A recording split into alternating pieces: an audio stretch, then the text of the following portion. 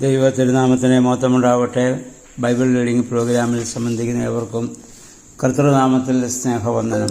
അപ്പോസ്തല പ്രവൃത്തികൾ 17-ാം അധ്യായമാണല്ലോ നമ്മൾ വായിക്കുകയും ധ്യാനിക്കുകയും ചെയ്യുന്നത്. അപ്പോസ്തലനായ പൗലോസ് ശ്ലീഹയുടെ തെസ്സലോനിക്ക പ്രദേശത്തുള്ള അദ്ദേഹത്തിൻ്റെ പ്രവർത്തനമാണ് നമ്മൾ വായിക്കുന്നത്. അവിടെ യഹൂദന്മാരുടെ ഒരു സംഘാലയമുണ്ടായിരുന്നതിനാൽ അവിടെ ഗണ്യമായ ഒരു യഹൂദ കേന്ദ്രം കൂടി ഉണ്ടായിരുന്നു. കൂടാതെ ഗ്രീക്കുകാരിൽ നിന്നും യഹൂദ മതാനുസാരികളായി തീർന്നവരും അവിടെ ധാരാളമുണ്ടായിരുന്നു.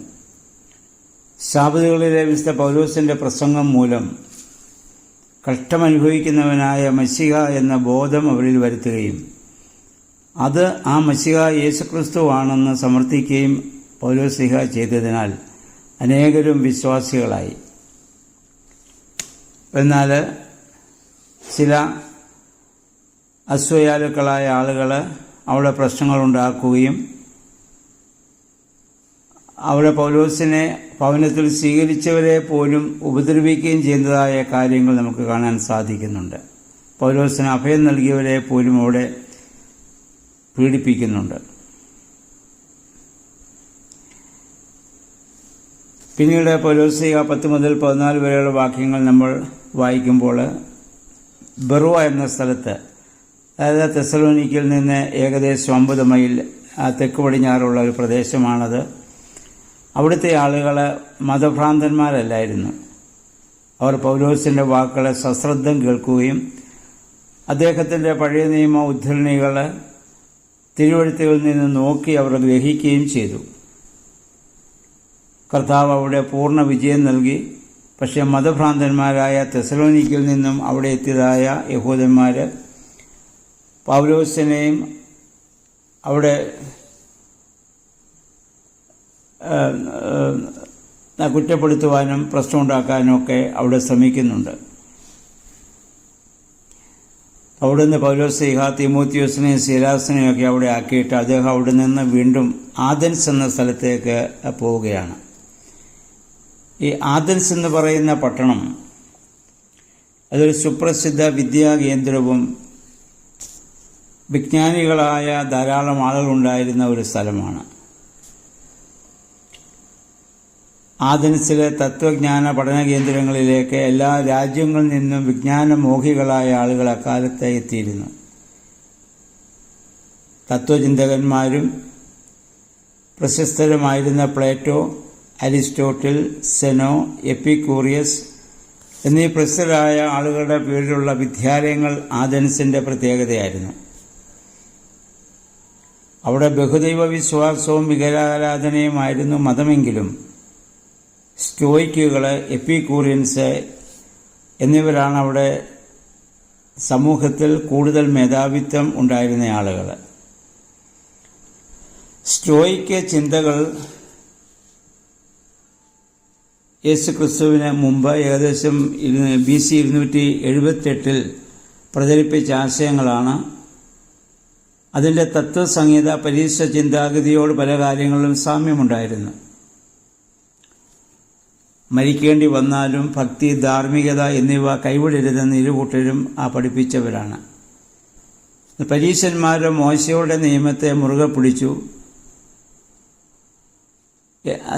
അതുപോലെ ഉണ്ടായിരുന്ന മറ്റൊരു ചിന്തയായിരുന്നു, സ്റ്റോയിക്കുകളെപ്പോലെ ഉണ്ടായിരുന്ന മറ്റൊരു ചിന്തയായിരുന്നു എപ്പിക്കൂറിയൻ സിദ്ധാന്തം. നമ്മൾ കേട്ടിട്ടുണ്ട്. അത് ക്രിസ്തുവിന് മുമ്പ് BC 341 മുതൽ 270 വരെയുള്ള കാലത്ത് ജീവിച്ചിരുന്ന ഒരു മനുഷ്യനാണ് ഈ എപ്പിക്കൂറി എന്ന് പറയുന്നത്. അദ്ദേഹത്തിൻ്റെ ചിന്താഗതി ദൈവമില്ല, നാം തിന്നുക, ആസ്വദിക്കുക, നാളെ നമ്മൾ മരിക്കുമല്ലോ. പ്രപഞ്ചത്തെ നയിക്കുന്നതും മനുഷ്യനെക്കുറിച്ച് കരുതുന്നതുമായ ഒരു പരാശക്തിയില്ലെന്നും പ്രപഞ്ചം പ്രകൃത്യാ തന്നെ മുന്നോട്ട് പോവുകയാണെന്നുമൊക്കെ അവർ വാദിച്ചിരുന്നു. എന്നാൽ അവിടെ ഉണ്ടായിരുന്ന യഹൂദന്മാരെ വിജാതിയിലും ഈ രണ്ട് ചിന്താഗതിക്കാരെയും അവർ എതിർത്തിരുന്നവരാണ്. അപ്പോൾ അവിടെയാണ് പൗലോസ് ചെന്ന് യേശുക്രിസ്തുവിനെ കുറിച്ച് പ്രസംഗിക്കുകയും ഉപദേശിക്കുകയും ചെയ്യുന്നത്. അദ്ദേഹം സ്റ്റോയിക്കുകാരോടും എപ്പിക്കൂറിയന്മാരോടുമുള്ള വാദപ്രതിവാദങ്ങൾ അവിടെ നടത്തുന്നുണ്ട്. അവർക്ക് ഉത്തരം മുട്ടിയപ്പോൾ അവർ പൗലോസിനെ വിടുവായൻ എന്നൊക്കെ വിളിച്ച് അപഹസിക്കുന്നുമുണ്ട്. അതിനുശേഷം ആഥൻസുകാരുടെ ആരാധന രീതി പൗലോസ്ലീഹ മനസ്സിലാകുന്നു. അവർ സത്യദൈവ ആരാധനയല്ല അവർ നടത്തിയിരുന്നത്, പിശാചാരാധനയത്രേ. അദ്ദേഹം ഒരു സ്ഥലത്ത് ചെന്നപ്പോൾ നമ്മൾ വായിക്കുന്ന 21 വാക്യങ്ങൾ നമ്മൾ വായിക്കുന്നുണ്ട്. അജ്ഞാത ദേവനെന്ന് എഴുതിയ ഒരു ബലികല്ലിൽ ആളുകൾ ആരാധിക്കുന്നത് കണ്ടു.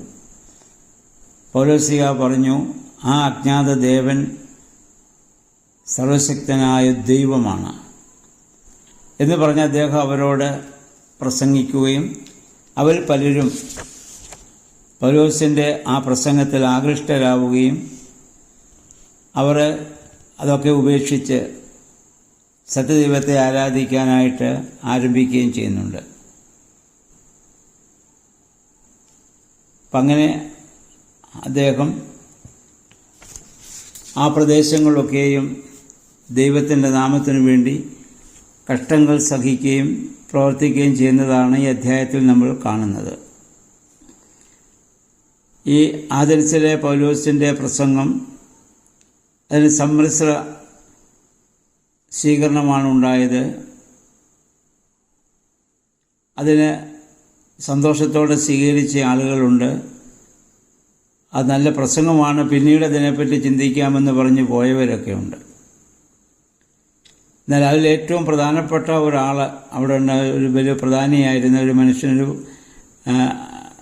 ന്യായാധിപന്മാരിൽ ഒരുവനായിരുന്ന ദിവന്യാസോസ് എന്ന് പറയുന്ന ഒരാൾ അദ്ദേഹത്തിൻ്റെ അതിൽ ആകൃഷ്ടനാവുകയും അദ്ദേഹം കാലക്രമത്തിൽ ഒരു എപ്പിസ്കോപ്പയായി തീർന്നുവെന്നും വിലയേറിയ ക്രൈസ്തവ ഗ്രന്ഥങ്ങൾ അദ്ദേഹം എഴുതിയെന്നും അവസാനം രക്തസാക്ഷിയായി മരിച്ചുവെന്നും സഭാ പാരമ്പര്യത്തിൽ നമ്മൾ വായിക്കുന്നുണ്ട്.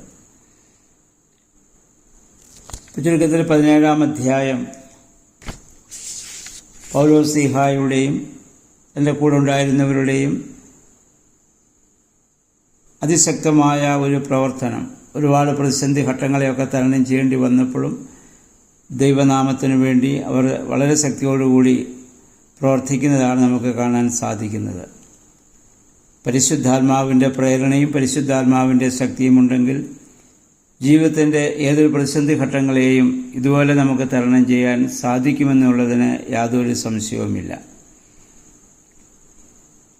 അങ്ങനെ അവർ പരിശുദ്ധാത്മാവിനാൽ നയിക്കപ്പെട്ടവർ അവരെക്കുറിച്ച് അവർ ഒന്നും ഇത് ചിന്തിക്കുന്നേയില്ല.